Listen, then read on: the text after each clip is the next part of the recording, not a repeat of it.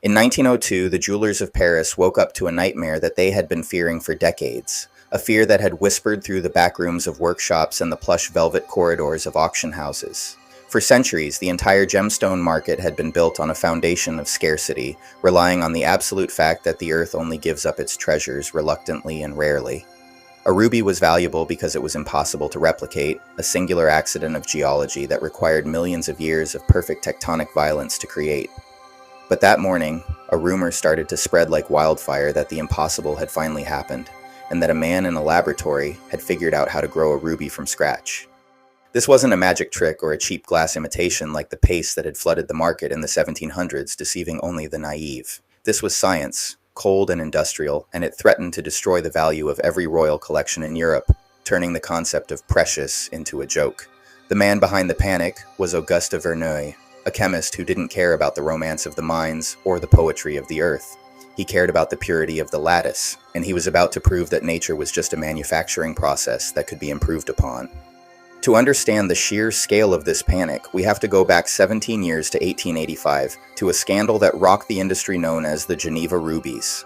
A mysterious merchant had arrived in Geneva selling rubies that were chemically identical to natural stones but looked slightly off to the trained eye of the old masters. They were a sensation at first, selling for thousands of dollars per carat, until the truth came out that they were reconstituted, a kind of Frankenstein stone stitched together from the dead. Someone had taken scraps of natural ruby, the waste product of cutting floors, and melted them down to fuse them back together into a single lump.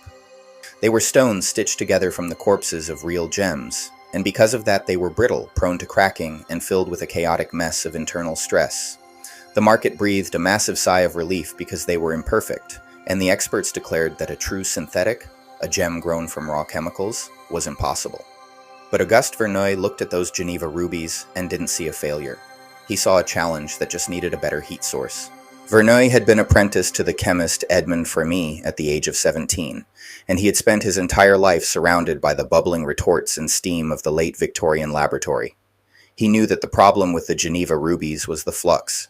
The chemical soup they used to melt the stones introduced impurities and bubbles that ruined the clarity. He needed a way to melt aluminum oxide, the building block of ruby, without touching anything but heat, avoiding any crucible that would contaminate the mix. He needed a flame that was hotter than a volcano, and he needed a process that mimicked the slow, dripping growth of a stalactite in a cave. So he built a vertical furnace, a strange-looking metal box that hissed like a steam engine and stood in the corner of his lab like a dark monolith. It was an oxyhydrogen blowpipe, an inverted torch that blasted a mixture of oxygen and hydrogen gas downwards to create a flame of over 2,000 degrees Celsius. This was the temperature of creation, hot enough to melt corundum instantly, a heat that had previously been almost impossible to control. But the genius wasn't just the heat, it was the delivery system, the rhythm of the machine. Verneuil designed a canister at the very top of the furnace that held a fine, purified powder of aluminum oxide mixed with a tiny pinch of chromium. The chromium is the magic ingredient. Without it, you just have clear sapphire, but add that specific metallic salt, and you get the deep blood red of a ruby. Verneuil installed a small hammer that tapped the canister at a steady, rhythmic beat, a sound that would become the heartbeat of the synthetic revolution. Tap, tap, tap. With each mechanical strike, a dusting of powder fell through a sieve and drifted down into the roaring heart of the flame below.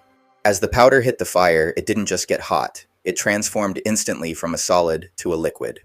The solid grains melted into microscopic rain, a shower of liquid magma falling through the center of the furnace like tears of fire. At the bottom, a ceramic rod waited to catch the droplets, spinning slowly to ensure an even distribution. At first, it just looked like a mess, a puddle of molten slag that meant nothing. But as Verneuil carefully lowered the rod, millimeter by millimeter, the droplets began to stack up. They cooled and crystallized instantly, fusing into a single, solid mass that grew upwards against the flame. It didn't form a hexagon like a natural crystal, it formed a boule. A boule looks like a carrot or a frozen candle dripping, a tapered cylinder of raw red crystal that grows upwards against the falling rain of fire. It was ugly, shaped by the thermal gradient of the furnace rather than the pressure of the earth, and it looked nothing like the rough gems mined in Burma. But inside, beneath that rough exterior, it was perfect. The chemical composition was aluminum oxide with chromium impurities, exactly the same as a Burmese ruby. The hardness was a 9 on the Mohs scale, exactly the same as a Burmese ruby. The refractive index, the density, the luster, all identical. When Verneuil finally revealed his process in 1902, the market went into absolute shock. Jewelers were terrified because if you could turn a pile of cheap white powder into a priceless gem in a matter of hours, then what was a ruby actually worth? If you couldn't tell the difference with the naked eye, the entire economy of precious stones would collapse overnight, wiping out fortunes. But nature is a strict author, and she always leaves a signature if you know how to look for it. The gemologists frantically studied Verneuil's stones, looking for a flaw, a mistake, something that would prove they were man-made. And finally, under the high magnification of a microscope, they found the smoking gun. It was the lines. The geometry of growth had betrayed the machine. Natural rubies grow in the earth, taking millions of years to form hexagonal crystals that follow the rigid laws of the trigonal system. As they grow, they develop straight, angular growth lines that follow the geometry of the crystal faces, sharp and perfectly straight. Verneuil's rubies didn't grow in a hexagon. They grew on a rotating pedestal in a round droplet, spinning in the heat. As the boule spun and the liquid dripped down, the crystal layers curved over the top like the layers of an onion.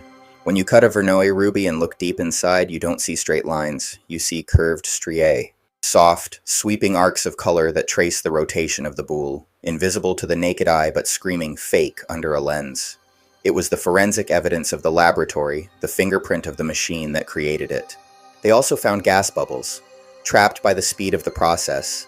The violence of the oxyhydrogen flame sometimes trapped tiny pockets of gas in the molten liquid before it could solidify.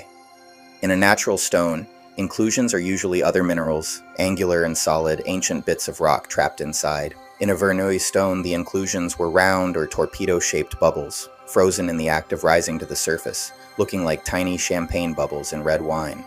These two flaws, curved striae and gas bubbles, saved the gemstone market from total annihilation. They became the shield that jewelers used to protect the price of natural stones. They could look at a customer and say, "This stone is beautiful, but look here, the lines are curved. It was born in a factory, not a mountain." But Verneuil had changed the world forever, regardless of the flaws. He had democratized the gemstone. Suddenly, a ruby wasn't just for kings and queens, it was for factory workers and secretaries. The price of synthetic ruby plummeted until it was cheaper than glass, used not just for jewelry, but for the bearings in watches and the lasers of the future. Verneuil died in 1913, but his furnaces are still roaring today, pumping out tons of material every year. If you buy a class ring or a cheap pair of birthstone earrings, you are likely wearing a stone that was born in the thunder of a hydrogen flame, tapped into existence by the ghost of a French chemist. It reminds us that there are two kinds of beauty in this world. There is the beauty of the accidental, the rare and the natural, born of chaos and time. And then there is the beauty of the inevitable, the triumph of human intellect over the chaos of geology. Verneuil didn't fake nature, he mastered it. If you want to know if your grandmother's ruby is a natural treasure or a masterpiece of French engineering, subscribe to Mystic Apothecary. We teach you how to see the curves in the crystal.